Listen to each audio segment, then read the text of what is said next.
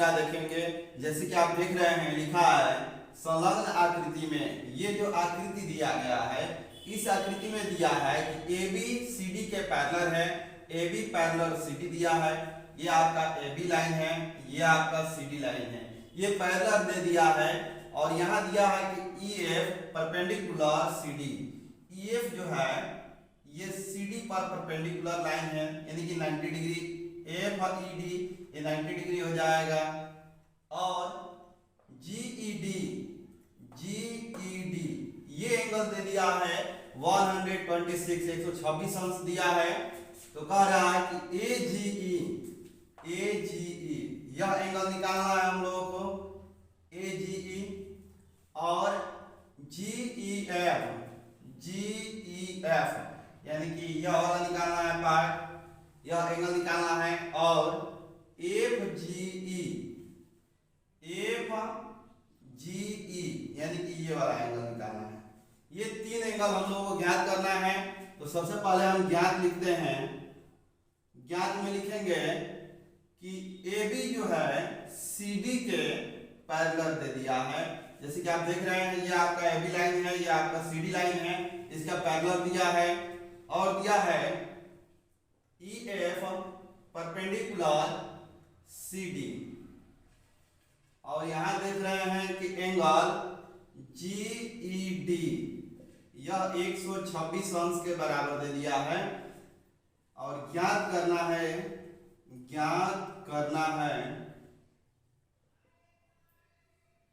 Angle A जी ई ये ज्ञात करना है।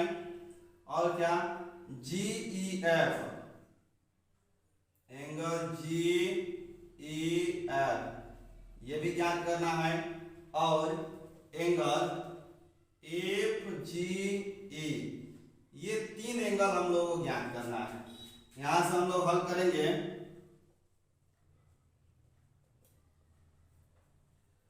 सबसे पहले हम देखेंगे कि ए बी सी डी के पैरेलल है। लिखेंगे कि चूंकि ए बी जो है सी डी के पैरेलल है और हम जानते हैं कि जब दो समांतर रेखाओं को एक तिर्यक रेखा काटती है, जी ई एक तिर्यक रेखा काम कर रहा है, तो एकांतर कोण बराबर होते हैं। तो ये हमारा ये जो इस ओर का कोण होगा इस ओर के कोण के बराबर होगा एकांतर कोण के द्वारा। इसको हम लिख सकते हैं कि एंगल ए जी ई बराबर कोण, अब इस एंगल को हम लिखेंगे जी ई डी।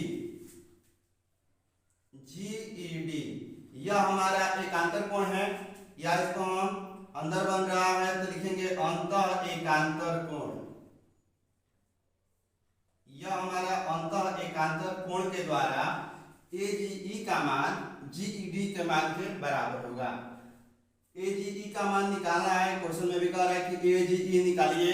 और जी ई डी का मान हमको पहले से ही पता है कि यह 126 अंश है, तो ए जी ई का मान भी 126 अंश आ जाएगा। यहाँ मान रखेंगे 126 अंश, यानी कि एंगल ए जी ई का मान 126 अंश आ गया। पहला तो निकल गया। अब हम लोग चलते हैं दूसरे पे। निकालना है जी ई एफ ये निकालना है। यहां से यहां तक हमको मालूम है कि 126 अंश है, और यहाँ आप देख रहे हैं कि परपेंडिकुलर है 90 डिग्री, और ये हमको निकालना है। तो जब हमारा ये पूरे एंगल में से ये 90 डिग्री को माइनस करेंगे तो जो बचेगा हमारा जी ई एफ के बराबर होगा।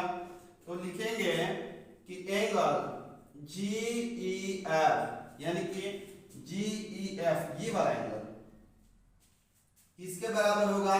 तो इसको लिख सकते हैं जी ई डी, ये पूरा एंगल आप देख सकते हैं angle G E D minus, अब इस एंगल को लिखेंगे F E D, angle F E D. इसका मान पता है पहले से ही कि 126 अंश है, तो यहाँ आप 126 अंश लिखेंगे minus F E D. Question में भी कह रहा है कि perpendicular E F perpendicular C D, ये 90 डिग्री का एंगल बन रहा है, तो यहाँ आप लिखेंगे 90 डिग्री 90 अंश। यानी कि इसको घटा देंगे तो ये हो जाएगा 6, ये होगा 3, यानी कि एंगल GEF बराबर हो जाएगा 36 अंश।